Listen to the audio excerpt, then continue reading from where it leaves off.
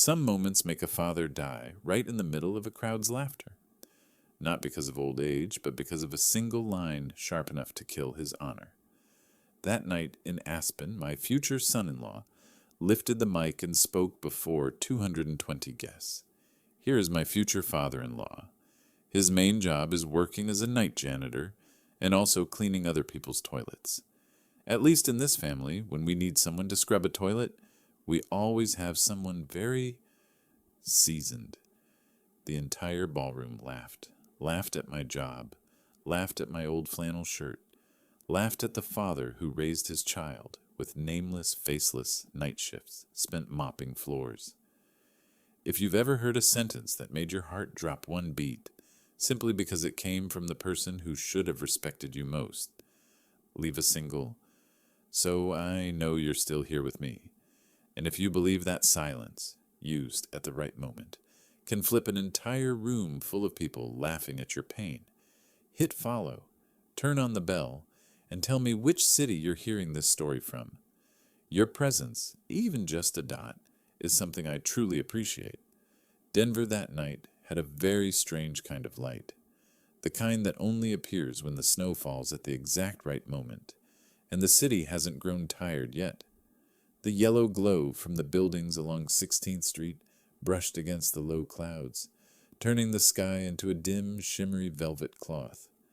I parked my old pickup in the lot behind the restaurant, shut off the engine, and sat for a few more seconds in silence, listening to the light rail car rolling over the tracks in the distance like the city's steady whisper. On the seat beside me, my old coat still had streaks of white powder, floor cleaning powder from my night shift at Evergreen Financial Tower. I brushed it off half-heartedly, knowing it was useless. The industrial detergent smell clung to the fabric like an invisible business card. Anyone working in an office would recognize it the moment they stood near. I adjusted the cuff of my shirt and looked into the rearview mirror. The man looking back at me was past 50, with more gray hair than I remembered, eyes shadowed with sleep deprivation. My chest was still slightly damp from the shift that had run until nearly 7 in the evening. I had gone home to shower and change, but the chemical smell stuck. It always stuck. "All right," I told myself, my voice so low only I could hear it. "It's just a dinner. Not anyone's birthday. Not the wedding day. Just a pre-wedding dinner." Hale's Bistro sat on the ground floor of a glass building on the south side of downtown. The glass doors opened and a wave of warm air carrying butter, wine, and sauce drifted out. I walked through the lobby, its polished stone floor so spotless that, out of habit, my eyes kept searching for dirt marks, shoe scuffs, damp corners that needed cleaning. Not here. Everything was so clean I could feel myself seeing through the eyes of the cleaner, not the guest. "Mr. Montrose?" The hostess at the front desk looked up and gave a polite smile. "The Hale party is waiting in the private room. Please follow me." I nodded and followed her past tables filled with people in suits and evening gowns, laughter mixing with the sound of clinking glasses. Through a frosted wooden door, the private room opened. Warm golden lights, low ceiling, oak walls, windows facing the snowy street. A long table filled the room, with a white tablecloth, tall candles, fine wine glasses, and gleaming silverware. The groom's family sat at the far end, faces I had seen a few times, but never long enough to really know them. Preston sat at the center, wearing a charcoal suit tailored to perfection, a navy tie, the cuff revealing a watch I knew I'd never spend money on. His parents sat on either side, their eyes sweeping over people the way someone checks inventory. Julia turned the moment I walked in, her eyes brightening for an instant before softening into a careful smile. "Dad, you're here!" She rose slightly, as if to hug me, but her hands stopped midair because of the table. The glasses, the plates.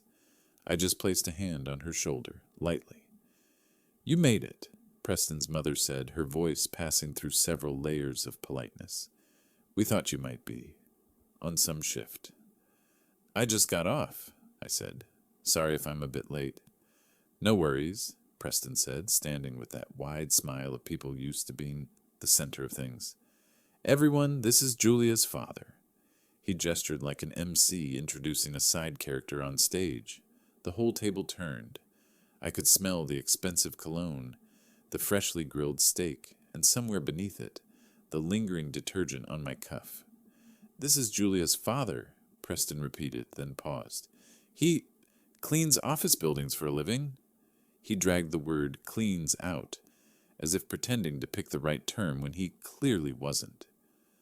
Soft laughter rippled along the table, not loud, but the kind that stops just in time, like someone had made a joke they shouldn't make, but was still funny. A gray-haired man near the head of the table, wearing a red tie, turned to me and raised an eyebrow. "So, you're in custodial services? That's important work?"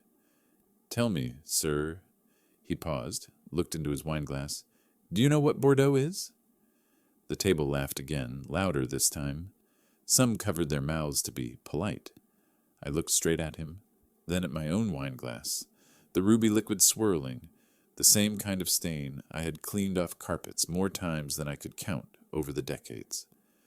"I know Bordeaux is the kind of wine that, if spilled on carpet, leaves a stain longer than any other," I said slowly, "especially on light-colored carpet." A few people actually laughed, surprised. The gray-haired man tilted his head, as if unsure whether I had just made a joke or was being serious. "Dad," Julia murmured, her voice small, paired with a sideways glance I understood immediately. The look that told me, don't make them uncomfortable, don't embarrass Preston. At the head of the table, Preston's mother sipped her wine and set the glass down. "Here, this restaurant uses a decent kind. Not quite top-tier Bordeaux, but for someone accustomed to drinking, beer or whiskey, it might be hard to tell the difference." She smiled without looking at me, as if she were speaking generally about a class of beer drinkers.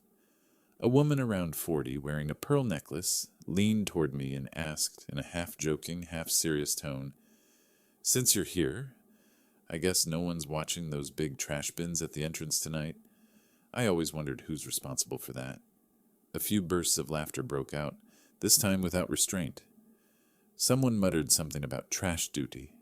I could feel Julia pulling her hands in under the table.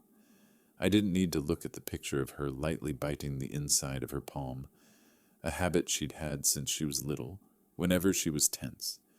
I wanted to say something to spare her the embarrassment, but strangely I didn't feel the need. The sting in my chest didn't come from their comments. It came from my daughter's silence. "You work nights?" Preston's father asked, his voice like he was asking about the opening hours of a supermarket. "Yes," I said. "Third shift, from 8 in the evening to 4 in the morning. Mostly floors and conference rooms.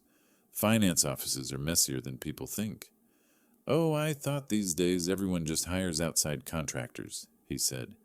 "Didn't know there were still people who actually do that." He started to say that stuff and switched to that, as if afraid the words themselves might get him dirty. Preston laughed and patted my shoulder. "It's honest work, Dad. Honest, simple work. Julia's always said she learned humility from you." I heard the word simple louder than any other. The server brought out the first course, a small plate of foie gras on a thin toasted slice, sprinkled with pink salt. I looked at it the way you look at something completely unrelated to your world. People raised glasses, talked about ski season, about Aspen, about some golf club. Now and then, someone turned to me and tossed a question like tossing a scrap to a guard dog. "Do many investment funds lease space in your building?" "Are you afraid of elevators at night?" "Ever run into ghosts in the office?" I answered politely enough not to be rude, but no more than that. After years on the night shift, I'd grown familiar with conversations where people asked only to amuse themselves, not because they cared about the answer. When the main course arrived, beef tenderloin with red, wine reduction, and truffle mashed potatoes, Preston's phone buzzed. He looked at the screen, his smile shifting into a professional kind. "Sorry, this is my CEO," he said, standing, holding the phone up like a medal. I have to take this. It's about the North Meridian deal. I looked up at the words North Meridian. The way he pronounced them sounded like someone showing off a new car. Preston stepped to a corner of the room, but his voice was loud enough for half the table to hear. Hi, Mark. Yes, I'm at the family dinner. Yeah, everything's on track. North Meridian Tower's solid. Location is unbeatable. Occupancy over 97%. The landlord's been very accommodating. We're pushing for a renewal at slightly better terms. I think they'll fold. These guys are old school, you know? They still think in square footage, not in long-term capital rotation. I set my knife down. The smell of red wine sauce rose, mingling with the scent of hand soap from the restroom nearby. North Meridian Tower. He was talking about the building I had signed papers to buy 5 years ago, after 12 years of scraping and saving. He was calling the owners of that building these guys. Old school. They'll fold. Yeah, Preston went on, his free hand already holding his wineglass. I've dealt with their rep, some small-time property fund. No sophistication. We can push them. Trust me. Someone at the table whispered, Which one is North Meridian? His mother answered, half proud, half boasting. The big glass tower at Broadway and 17th. His firm leases 2 floors there. The board is very impressed. I looked out the window. Snow was falling, each flake slow and deliberate. Down the street, a light rail car slid through the dark, its dim windows glowing, the people inside sitting motionless like silhouettes. I thought of the smell of office hallways at 2 a.m, when only the air vents and an old photocopier somewhere were still running. Preston returned to the table, looking exhilarated. Sorry about that, he said, sitting down, grinning at everyone. Big deal. We're talking mid-8 figures if it closes right. See, honey, his father said to Julia, that's the world you're about to enter. Private equity, high finance, big numbers. Very different from ground level. The table laughed again. This time no one bothered to cover their mouths. Julia looked down at her plate, holding the knife without cutting. I saw the subtle rise of her shoulder, the uneven breath of someone trying to swallow something they couldn't. You must be very proud, a man around 50 said, turning to me. From keeping offices clean to your daughter marrying someone who decides whether to lease those places or not. That's the American dream, huh? I looked at him. Maybe he hadn't meant to be cruel. Sometimes the words that cut deepest come from people who think they're being friendly. I'm proud of my daughter, I said, not of the man she's marrying. For a second, no one said anything. Then Preston laughed, slapping the table. That's my future father-in-law, he said, half joking, half warning, always keeping it real. Laughter spread, but something had shifted in the air. I felt it the way you feel the wind change direction before a storm. Dinner continued. Dessert, coffee, more wine. People talked about Aspen, about resorts, about ski season, about how Julia really shouldn't have grown up in that part of Denver. I listened, answered when needed, and stayed silent the rest of the time. Not because I had nothing to say, but because I was listening closely to what they were saying about themselves. When everyone stood, put on coats, shook hands, and promised to see each other in Aspen next week for the wedding, I stood by the window, watching snow cling to the edge of the glass. Preston wrapped an arm around Julia's waist, leaned down to kiss her hair, his eyes sliding past me the way someone glances at an employee who has finished a shift. Dad, he said, his voice warmly fake, thanks for coming. Julia always says you taught her humility. Don't worry. At the wedding, I'll make sure you're seated at the appropriate table. He smiled, patting my shoulder. Julia turned away just in time, not seeing that moment. I just looked at him, saying nothing. Silence, again like a mirror. He walked off without realizing what he'd just seen reflected in it.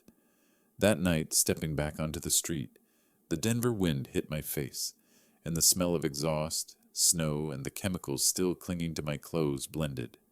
I got in the truck, sat in the darkness for a few seconds, my fingers tapping lightly on the steering wheel. Some storms arrive suddenly. Some you can see from very far away, if you know how to read the color of the sky.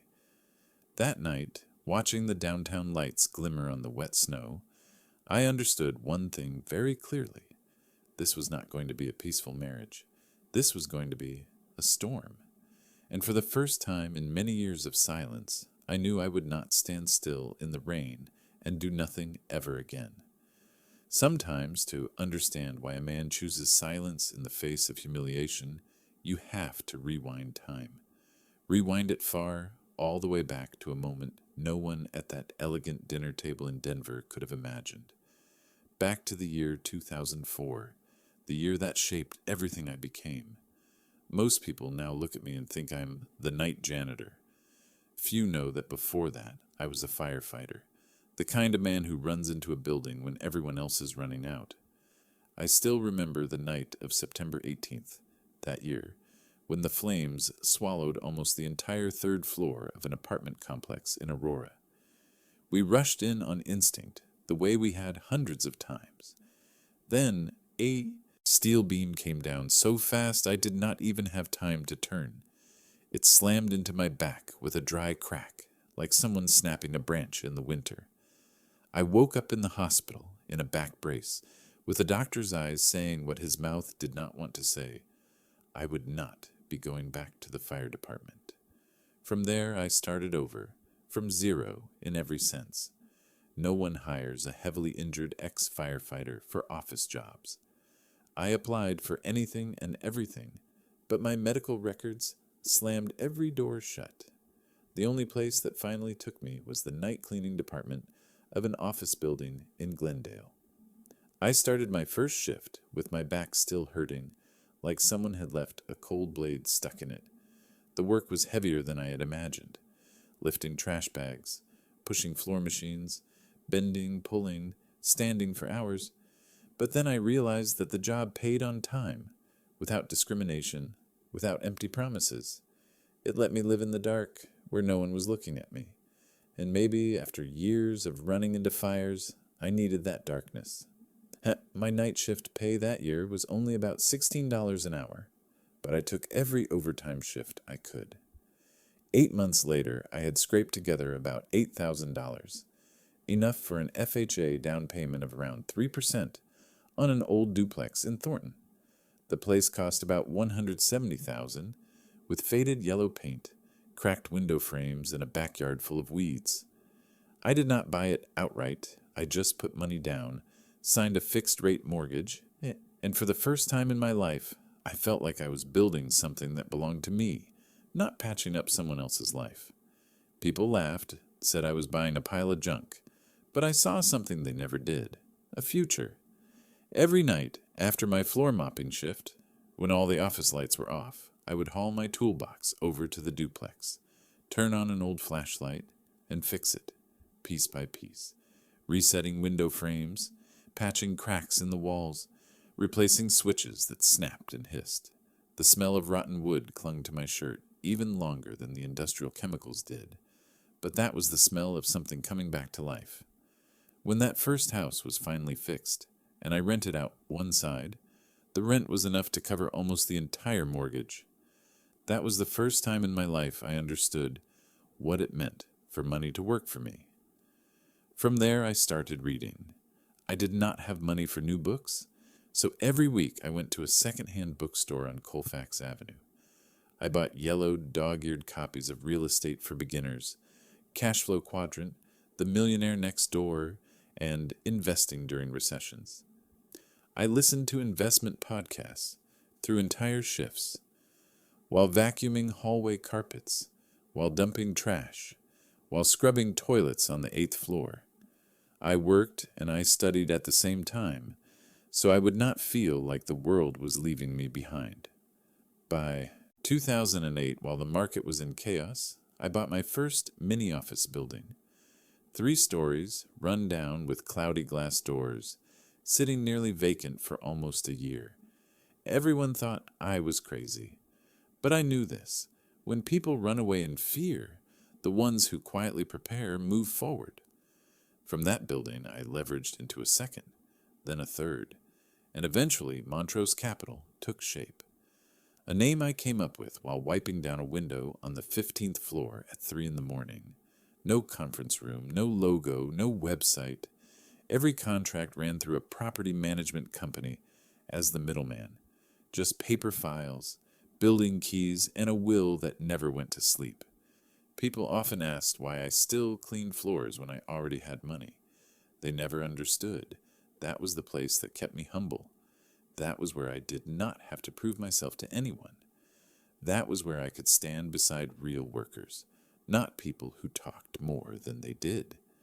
And more than anything, it was a promise to my wife, the woman who left me on an autumn morning, when the leaves had turned a burnished gold.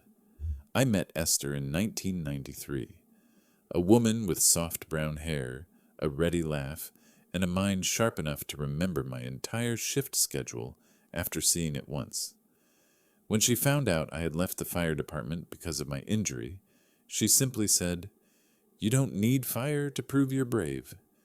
In 2016, Esther died of thyroid cancer. Before she went, she held my hand, her voice weak, but each word clear. "Eli, don't let Julia grow up like those rich kids who don't understand life. Hide the assets. Let her stand on her own 2 feet." I nodded, and I kept my word. I did not tell Julia about Montrose Capital.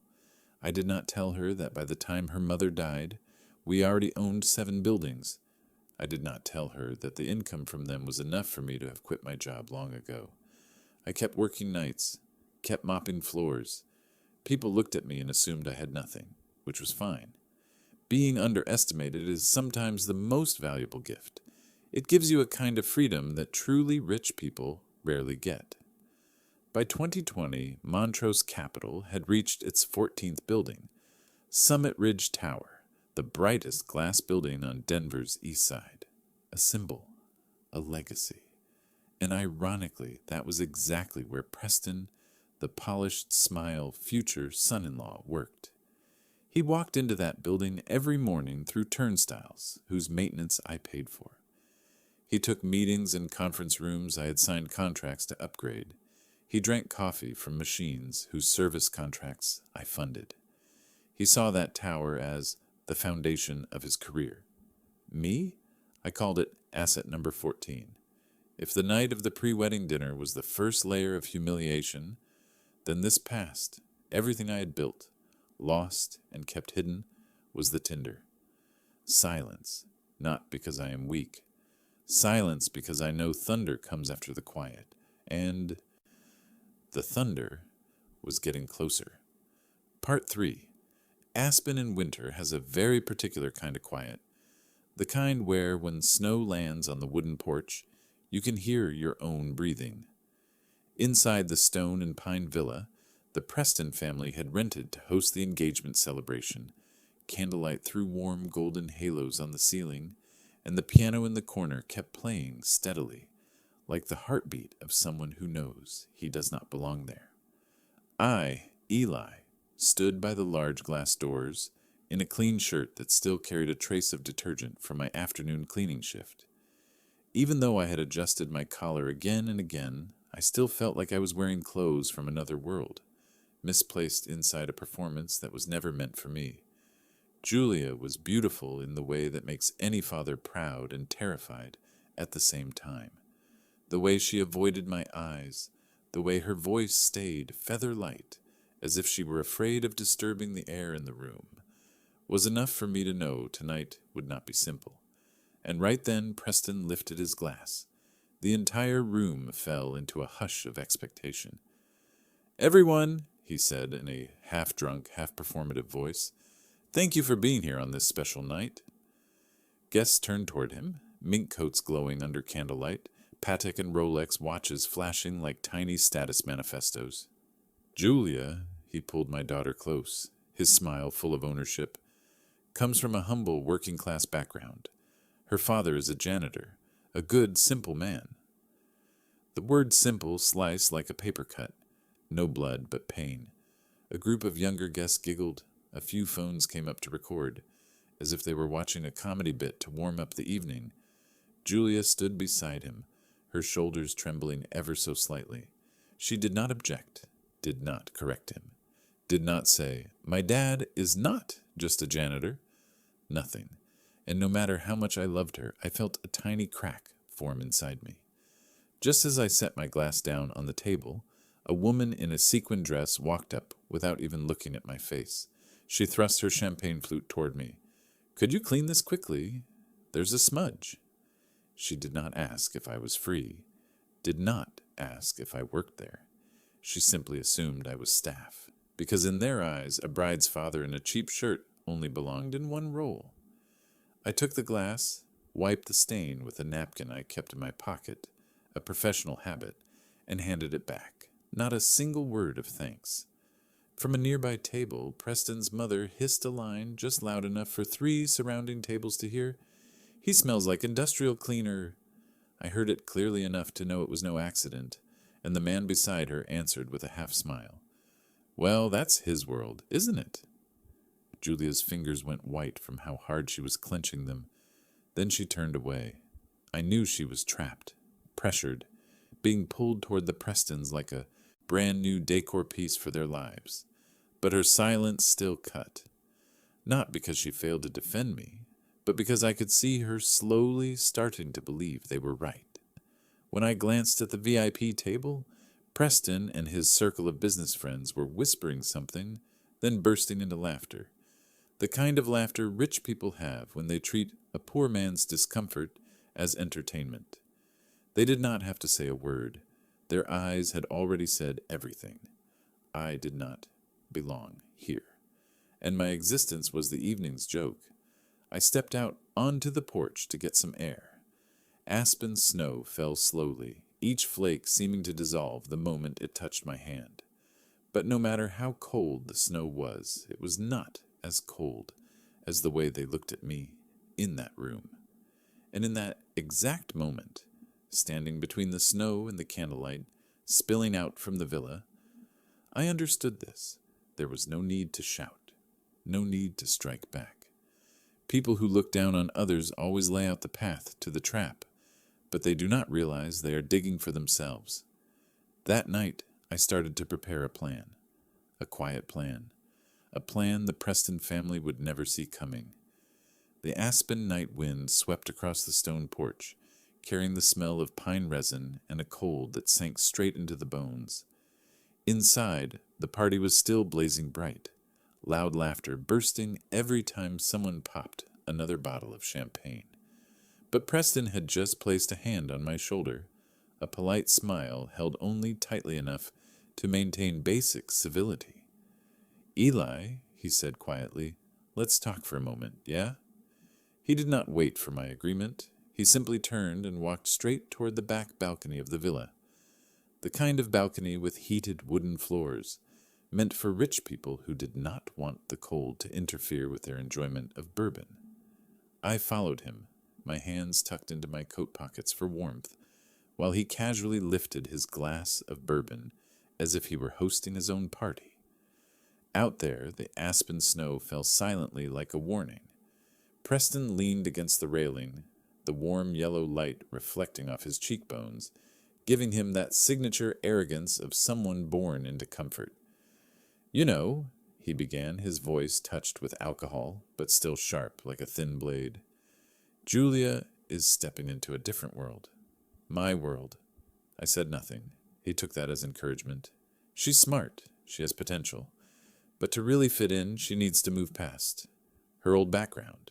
He swirled his bourbon, the ice tapping gently against the glass. "You know what I mean, right?" I looked straight at him. This so-called old background. "That's me?" He gave a faint, dismissive laugh. "No disrespect, but you have to understand. You and I come from 2 different worlds. I don't want Julia dragged down because of where she comes from. And you know, people notice." I felt that sentence like an invisible slap. No shouting, just cold enough to freeze blood. Preston lowered his voice, even more ruthless. "The wedding will have a lot of my senior colleagues attending, so—" He shrugged, adopting that condescending tone of someone giving life advice. "It's best if you don't talk much. Don't try to impress anyone. Don't try to seem above your real place. I stood still, my fingers stiffening inside my coat pockets. He went on, Julia has moved up. I don't want her to be embarrassed. In that moment, it felt like the entire Aspen Range held its breath, not because of what he said, but because I, right then, understood this wasn't a personal conflict anymore. It was a war of dignity. I looked at him for a long moment, then I spoke, softly enough that he mistook it for acceptance. Do you know whose building you're standing on right now? A flicker of confusion crossed Preston's eyes. Then he burst into laughter, loud and carefree, as if I had just told the funniest joke of the night. Ha ha ha. You mop floors there, right? Are you joking with me? Standing on your building? Come on, Eli. I didn't respond to his laughter. I simply loosened the zipper of the black document case I had been holding, a tiny detail he hadn't noticed the entire evening. Through the narrow opening, the light caught the edge of a stack of papers, sealed carefully in plastic. He couldn't see clearly, but I saw his eyes glance down. It was the legal termination clause for Summit Ridge Tower, the building he worked in every day. I zipped the case closed again, calmly. My voice remained low, steady, unchanged. Sometimes, Preston, a man's real place isn't where you think it is. He frowned, but I turned and walked back inside, leaving him alone with the snow and his ignorant confidence. Because he had no idea. In this war, my silence was not weakness. It was the declaration of war. I used to believe my daughter, Julia, was the most steadfast person I had ever known. She grew up in that old duplex in Thornton, where I was her father, her mother, the night shift janitor, and the guy patching the kitchen roof in the morning. Julia was never ashamed of any of it. But then, she began to change, not in one moment, not with one sentence, but in small details, soft yet sharp, like hidden thorns beneath the Hale family's silk. One morning I came to pick her up for the wedding dress fitting. I wore my old flannel, the kind I'd had since my firefighter days, the kind I'd worn through years of cleaning shifts. It still smelled faintly of pine wood. Julia looked at me, pressed her lips together, and said, Dad, maybe you should change your shirt. I laughed and asked why. She answered slowly, but the words were ice. The Hales don't like the smell of bathroom bleach. The bleach smell, the smell that raised her, the smell of the years when it was just the two of us getting through Colorado winters together. That sentence didn't anger me. It just left a small crack, enough to tell me something was shifting.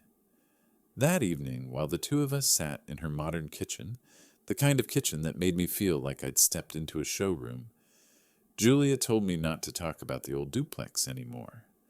Preston's friends don't understand that kind of life. I want everything to go smoothly. I put my spoon down. This was the same girl who used to brag to her classmates that we don't have AC, but my dad can fix anything. Now she was afraid people would know how hard I had tried. Another crack, and then came the prenup. The Hales handed over a draft, thick as a purchase contract, filled with cold clauses. Julia skimmed it and signed. Preston slid the pen toward me to sign as a witness. I put my hand on the table and said, I won't sign as witness to something that treats my daughter like an investment. The room went still. Julia's face flushed, but not because she was hurt for me, because I had embarrassed her in front of his family. That look cut deeper than anything Preston had ever said. After that day, everything Julia said carried a different color. Small things like, Dad, don't come too early. Dad, talk less so it's easier for me to handle. Dad, don't wear old clothes to the tasting. Just little reminders, but each one a tiny needle. Not enough to kill, just enough to make the heart leak.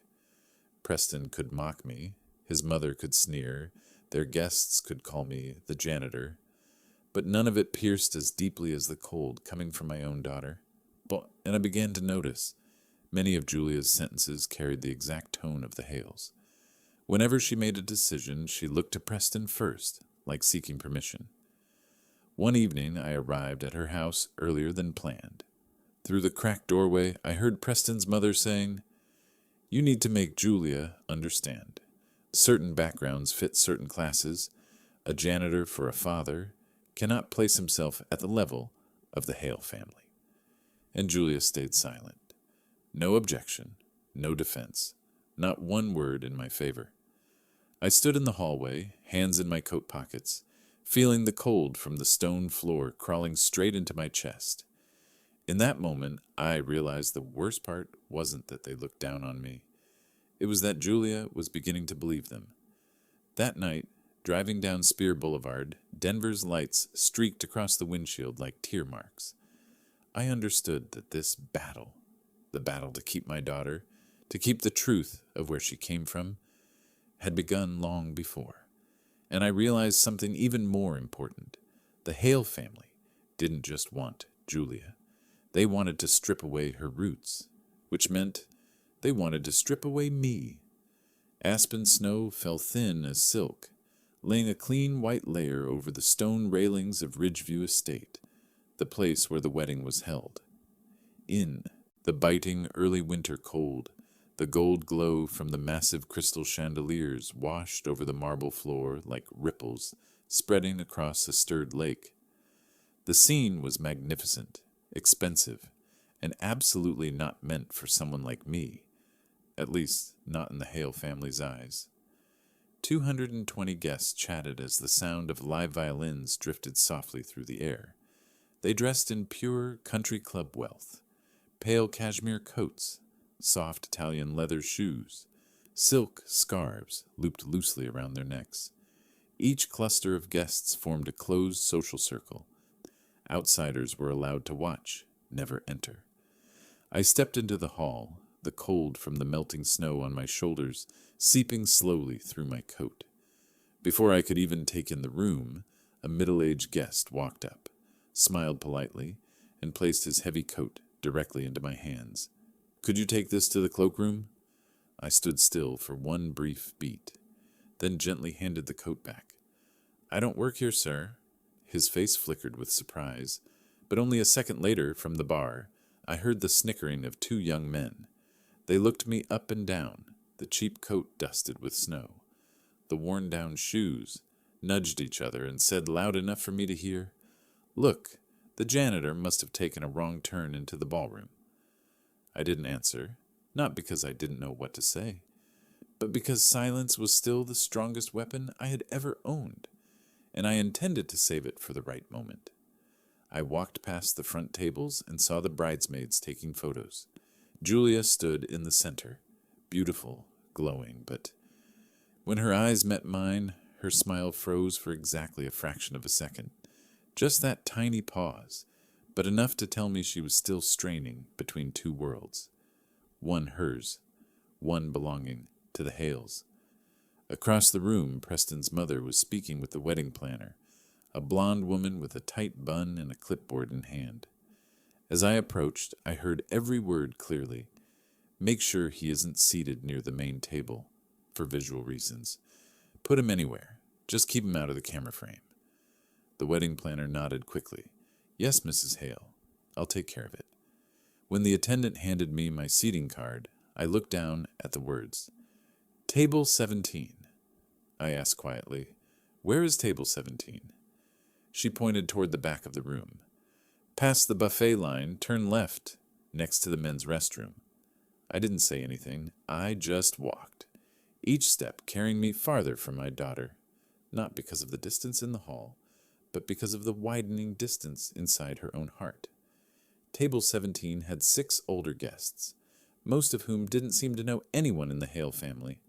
One man asked me, "Do you work here as well?" I only smiled and sat down. I placed my hand on the cold surface of the table and looked across the grand hall, where Julia was about to step, toward the spotlighted main table. The table where I sat was dim, drafty, set by a door where cold air leaked in. The table where my daughter was about to sit was warm with light and applause. 2 worlds, not even 20 meters apart, yet farther than all the winters we had survived together in that old duplex. And I knew they weren't done. This was only the first step in putting me in my place. The sound inside the Ridgeview Estate ballroom slowly faded as staff dimmed the lights, leaving only a warm golden glow over the central stage. The clinking of champagne glasses, the rustle of silk dresses, the scraping of chairs pulling closer, all of it formed a strange kind of silence. The silence before someone does something they can never take back. When Preston stepped to the edge of the stage, his hand gripping the microphone like he was about to command the entire room, I could feel the murmurs below turning into a cruel anticipation. "Eli, would you stand up for a moment?" His voice boomed through the state-of-the-art sound system, making every eye snap toward me like camera flashes. A handful of young guests snorted. Someone whispered, "Here comes the fun." A woman near the VIP table said clearly, "If he stands up, he'll look like a security guard who wandered in by mistake." Preston, seeing I hadn't moved, smirked and said louder, "Come on, let everyone see the humble man who raised Julia." Across the room, I saw the wedding videographer's live-stream camera swing directly toward me, which meant everything about to happen would go straight into the wedding highlight reel. Some younger guests tilted their phones toward me, already typing captions. "Blue-collar dad gets roasted at Aspen wedding. Unreal." I stood up slowly, calmly, the same way I would have stood up in our old duplex, not in the middle of a sea of people waiting for a public humiliation, but the spotlight gave me no comfort. The beam hit me full on, a cold white light strong enough to reveal every loose thread on my shirt and every crease in my hands. And right then the light was so sharp it lit up the dry detergent streak on my shoulder, making it glow like a mark I could never hide. Laughter erupted instantly. Not one laugh, many. Sharp, echoing, mingled with the clink of glassware, heavy breaths, and cruel whispers. Someone said loud enough for an entire cluster of tables to hear, "Oh my God, he brought a floor cleaner stain to the wedding." A gray-bearded man burst out laughing. "Classic manual labor, right there." A young woman live streaming pointed her phone straight at me and said, "Guys, look, this is actually real. The dad really is a janitor." Preston's mother crossed her legs, tilted her head, and clapped 3 times. Not fast, not slow. Exactly the kind of clap meant to signal to the whole room that humiliating me was perfectly appropriate. Preston grinned so wide he looked like he'd won a bet. "See?" he said into the mic. "Hard work builds character." The ballroom laughed again. Julia, standing near the stage, burst into tears, but still didn't dare run to me. She only covered her mouth, trapped between 2 worlds, stuck in the glare that exposed both her father and the shame she had never faced until now. Someone whispered, "If it were me, I wouldn't have invited him." Another replied, "The Hale family must be mortified having a father-in-law like that." I stood there in the freezing white beam, hearing every laugh stab into me like needles. No one in that ballroom understood that I had spent more than a decade cleaning floors so Julia could go to college, live well, and stand right here, in a wedding dress more expensive than the rent we paid in our early years in Thornton. But they didn't need to understand. I just looked straight at Preston, the man who had chosen this day to tear down another person's dignity, and I knew with absolute clarity he had crossed a line he could never step back from. That night, in the exact moment the ballroom laughed at a detergent stain on my shoulder, I realized this wasn't mere arrogance from a rich family. This was an invitation to the final war. When the last ripple of laughter shattered across the marble floor, I set my water glass down, straightened my back, and walked slow, steady steps toward the stage. Each step echoed through the stage monitors like metal tapping stone, small but cold and sharp. The ballroom leaned forward. The laughter died so fast I heard a spoon drop onto a plate from table 12. Preston looked at me as if I had just broken some sacred rule, his smirk flickering for half a second before freezing the moment he realized I wasn't shaking, wasn't bowing, wasn't avoiding anything. I walked straight to the microphone and set the valet case onto the podium, the small black box I had quietly carried all night. Some guests assumed it was a box of tissues. Others thought I was about to leave the event. None of them imagined that tonight, this luxurious ballroom would become a courtroom, and I, publicly humiliated moments ago, would be the one holding the verdict. When my fingers touched the metal clasp, the entire room fell into absolute silence. Then click. A small sound, yet louder than the string quartet's violins. People held their breath. Someone whispered, "What's he doing?" I didn't look at them. I looked only at Preston, his face shifting from arrogance to defense. "I want to correct something," I said, my voice low but clear, even without the microphone. "Something my future son-in-law said wrong in front of all of you." Preston barked a tight laugh, trying to salvage his confidence. "What, you going to talk about mopping floors again?" Julia covered her face, devastated. I didn't answer him. I simply opened the valet case and pulled out a notarized document, heavy paper, gold backing, raised seal. And I said, slow, precise. Preston Hale currently works at Summit Ridge Tower, one of the 14 buildings I own. The room erupted into scattered gas, like exploding fireworks. A few people laughed, thinking I was joking, but there was no joke in my voice. Not once. Preston shot to his feet. "What?" From the VIP table behind him, a man in his mid-50s stood. Navy suit, a Summit Ridge Capital lapel pin, the weathered face of someone who had climbed from analyst to CEO over 30 years. Charles Whitford, CEO of Summit Ridge Capital.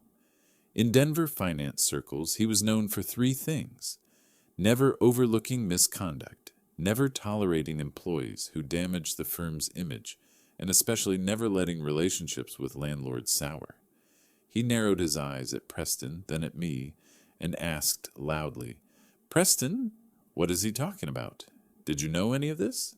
Preston stammered. I opened the valet case wider and laid out 13 thick stacks of documents. Deeds, lease agreements, wire transfers, tax statements, property management contracts. Each stack hit the podium with a heavy thud, like hammers smashing the pride of the Hale family. "These are ownership documents for 14 buildings under Montrose Capital Holdings, LLC. The company I founded," I said, lifting one sheet toward the CEO, "including Summit Ridge Tower, 55 floors, 428,000 square feet, tenancy rate 97%, and the department where Preston Hale works." Charles Whitford snatched the photocopy. His eyes sliced through the pages like a razor cutting a sealed envelope. When he confirmed the signature, the notarized seal, and the parcel number, his face shifted from hot to ice cold. Then he turned to Preston. "You've worked 2 years in his building, and you did not know who your landlord was?" The ballroom went so quiet people could hear each other breathe. A young guest live streaming whispered, "Holy hell, the janitor is the landlord." I didn't look at Preston. I looked at Julia, frozen eyes filling with tears, as if seeing her real father for the first time, the man who raised her through night shifts and silent sacrifices. Preston tried to spit out something. This has to be fake." I didn't let him finish. I lifted the final document, the monthly rent wire transfer from Summit Ridge Capital into Montrose Capital under the name Eli Navarro. The CEO blanched, muttering to the CFO beside him, "We're preparing to renegotiate next year's lease, and my employee just humiliated our landlord in front of 220 people?" Then he looked up, at me, then at Preston, and said loudly, each word carved clean, This is our landlord." In that instant, the ballroom switched sides. No more pitying glances at the janitor. No more mocking smirks from the cashmere-wrapped crowd.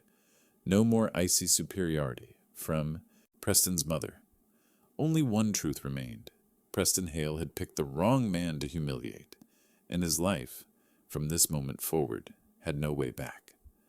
Right after CEO Charles Whitford uttered, "This is our landlord," The entire ballroom felt as if someone had just unplugged its oxygen system. The voices, the music, the laughter, all died at once, glasses frozen midair. A few guests kept their half-smile, but their faces had gone stiff, distorted like gelatin collapsing in on itself. The CEO's assistant, a blonde woman with a high ponytail, famous inside Summit Ridge for reviewing contracts faster than OCR software, jerked to her feet. She practically sprinted to the VIP table, flipped open her laptop, her fingers trembling yet moving so fast they looked like sparks. The screen lit up with parcel numbers, deed numbers, ownership transfer codes. She cross-checked every character, every seal, every encoded ID on the documents I had placed on the podium. Just 37 seconds later, she looked up. No one in the ballroom knew her name. But in that moment, her face was white as a death notice. Confirmed, 100%. That sentence collapsed the last defenses in the room. A dear God burst from table 8. Someone dropped a wine glass. Someone else grabbed their friend's sleeve, eyes blown wide as if seeing the real anatomy of the world for the first time. The giant LED screen behind the stage suddenly lit up bright white, not because anyone intended to display anything, but because a VIP guest at table 4 accidentally tapped into the ballroom's shared airplay. He meant to show someone a picture of his new suit, unaware the system was on share to all screens. And in a single breath, instead of a suit photo, the clip of Preston humiliating me filled the entire screen, every pixel crisp, stripping the room bare of its illusion. LED light flooded the ballroom like a stadium, and then, pixel by pixel, sound by sound, their own cruel laughter echoed back at them. Preston pointing the microphone at me, saying with dripping contempt, "Some families build legacies. Some clean them." Then the room's roar of laughter, deep, gleeful, vicious.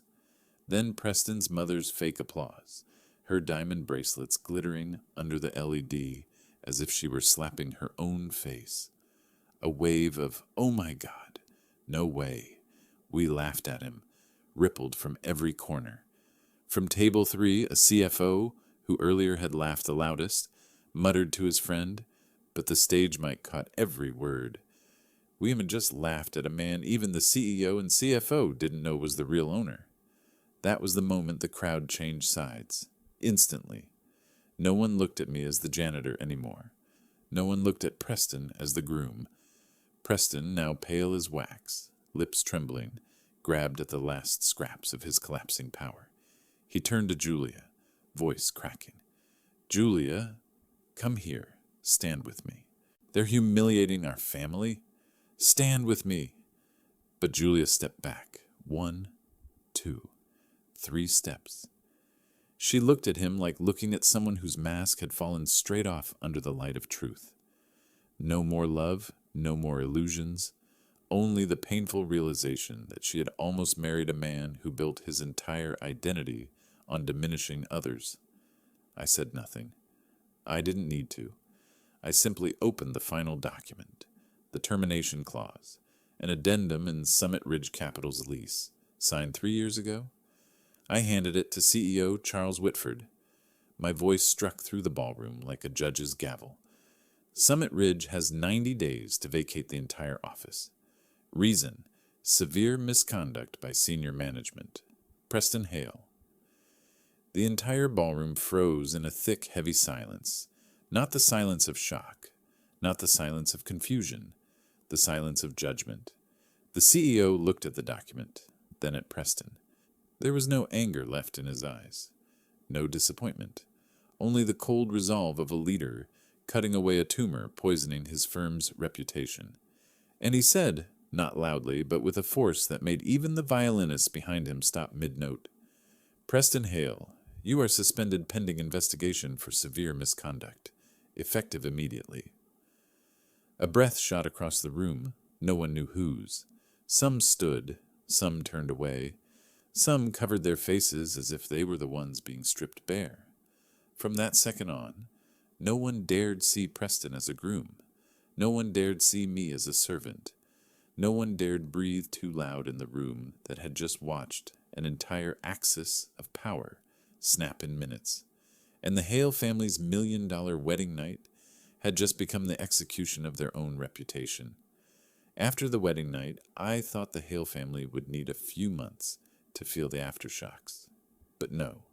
Their whole polished castle began to crack in exactly 3 days, so fast no one could find anything to hold on to.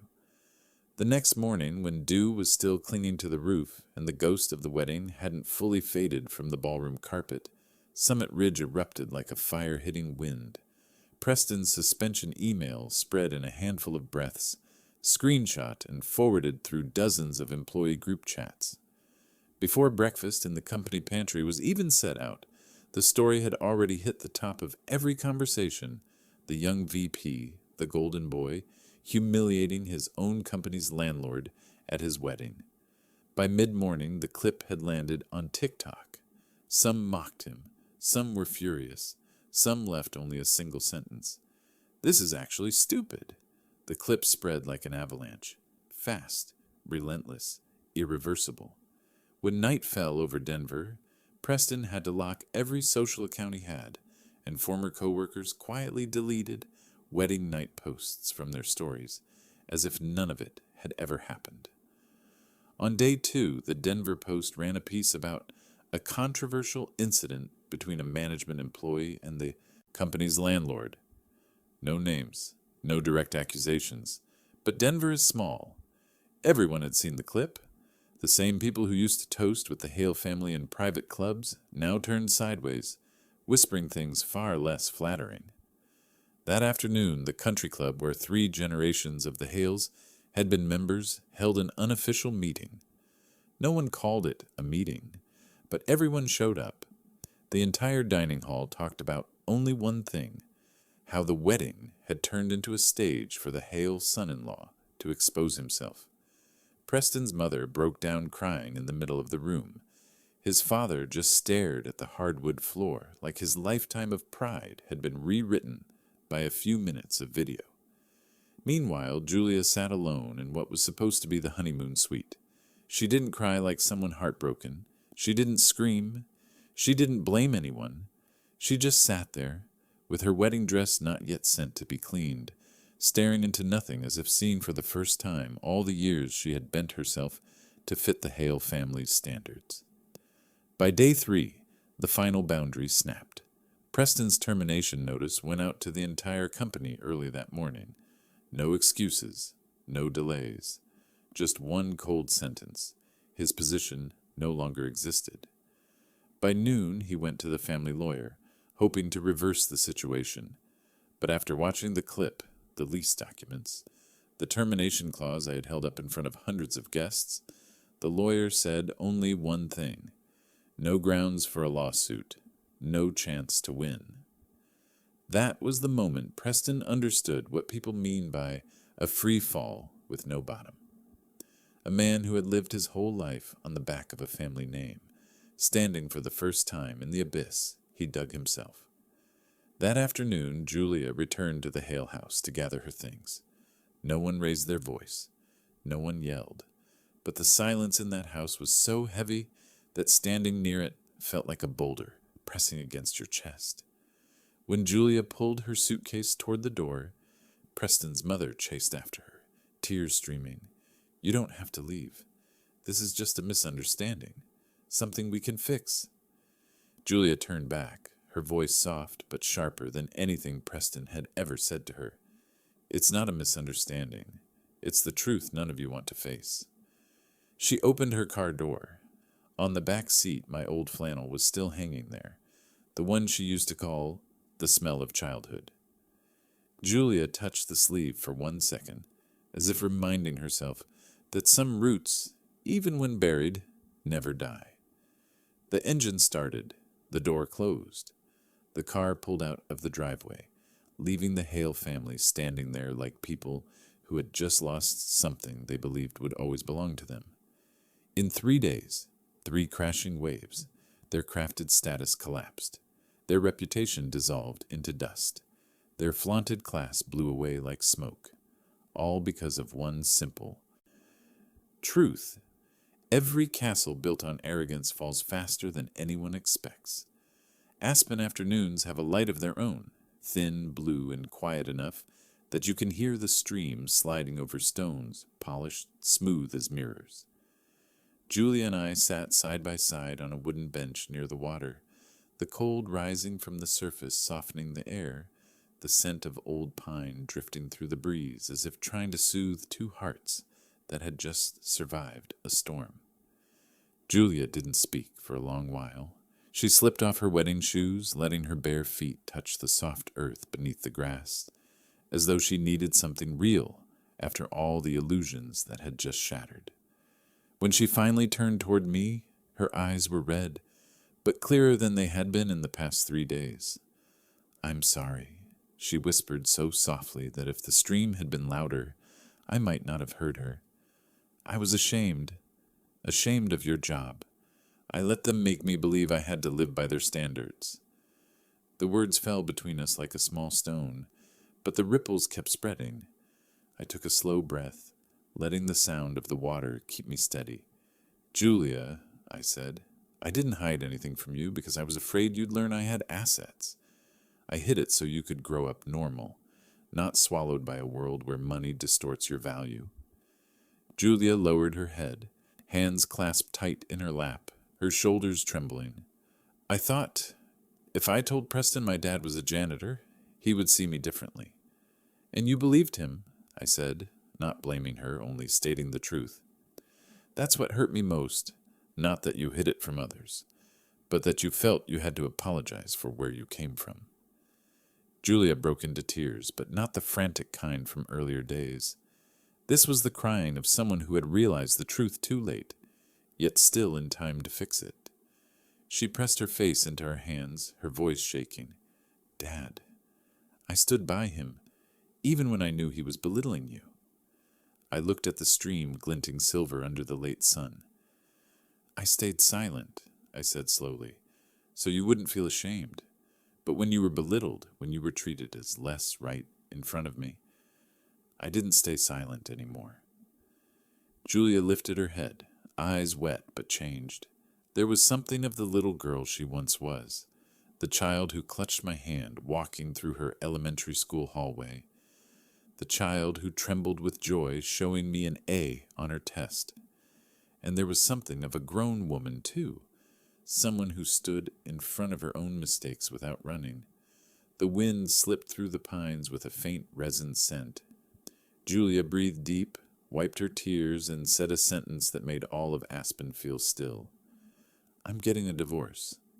Not because of the clip, not because Denver was talking, not because the Hale family had been disgraced."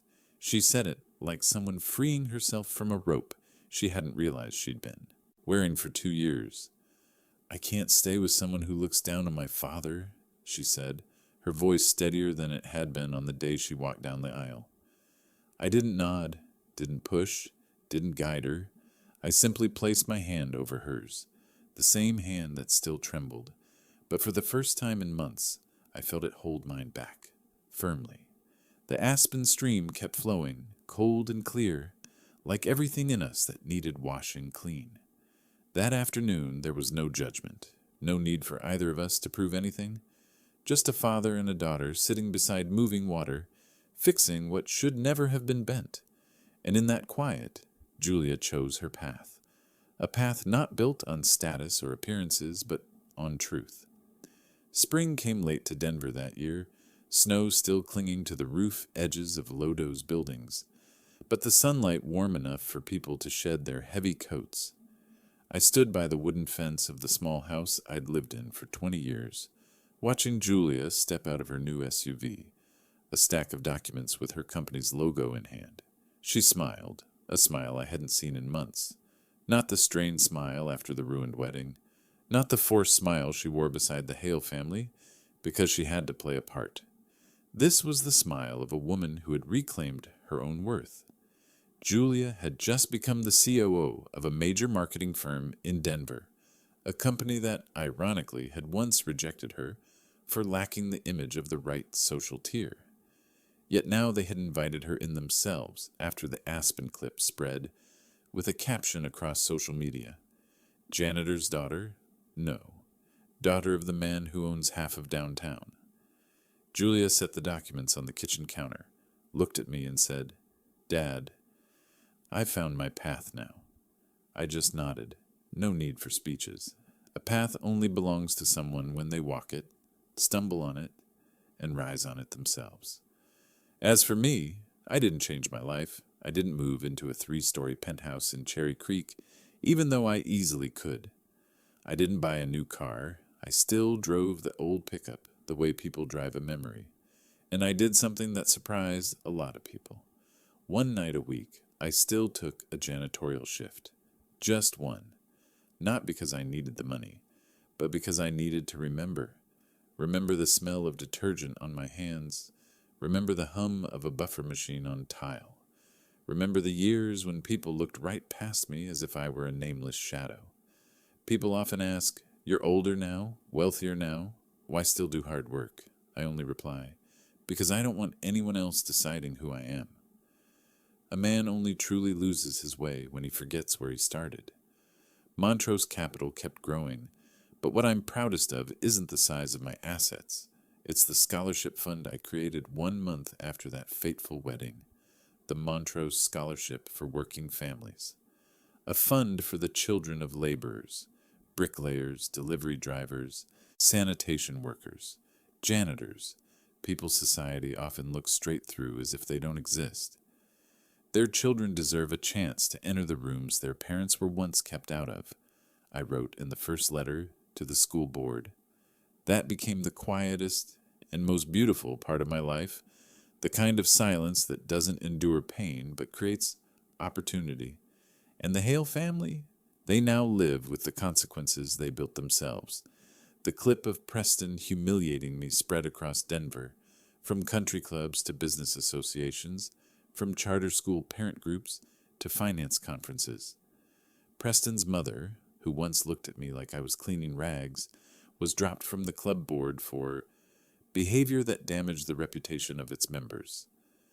Preston's father resigned from his advisory job after clients refused to meet with him. Preston left Denver quietly, moving to Nevada, taking a minor job at a logistics company. No glass office, no cashmere cardigans, no admirers. All he had left was the shadow of someone who once believed he stood at the top. But strangely, I felt no joy in seeing him fall, because what I needed wasn't his ruin. What I needed and what I gained was Julia's return, her real self, no longer buried under class pressure or someone else's lies. People think revenge is about making someone hurt. It isn't. Real revenge is taking back what was taken from you. For me, that was my voice, my worth, my daughter's peace.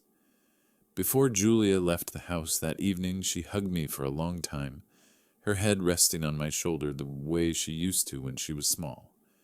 She whispered, "Dad, thank you for standing up, not to get revenge, but to save me." I didn't answer. Some replies only require a hand squeezing back.